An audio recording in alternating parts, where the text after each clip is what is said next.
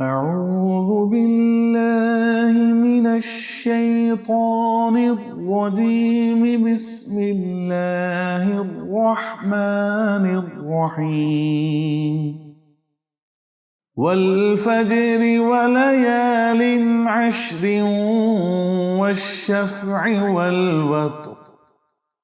والليل إذا يسر هل في ذلك قسم لذي حجر ألم تر كيف فعل ربك بعاد إرم ذات العماد التي لم يخلق مثلها في البلاد وثمود الذين جابوا الصخر بالواد وفرعون ذي الأوتاد الذين طغوا في البلاد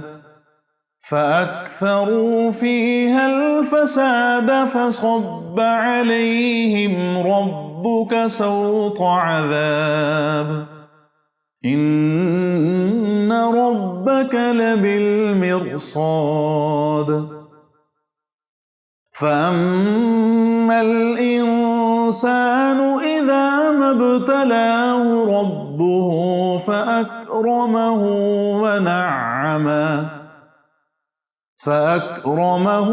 ونعمه فيقول ربي أكرمن وأما إذا ما ابتلاه فقدر عليه رزقه فيقول ربي أهانن كلا بل لا تكرمون اليتيم ولا تحاضون على طعام المسكين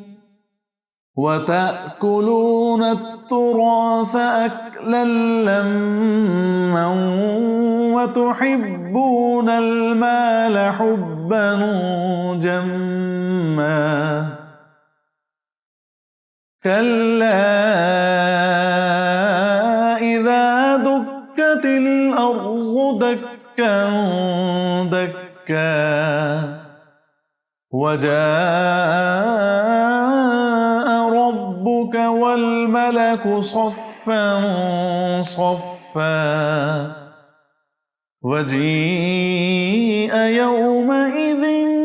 بجهنم يومئذ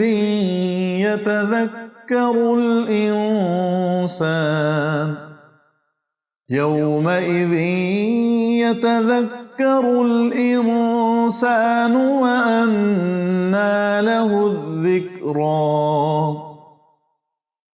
يقول يا ليتني قدمت لحياتي فيومئذ لا يعذب عذابه أحد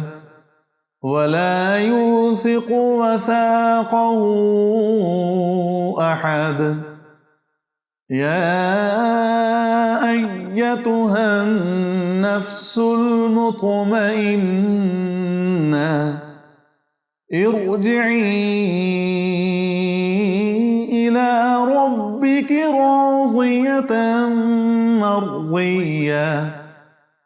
فادخلي في عبادي وادخلي جنتي.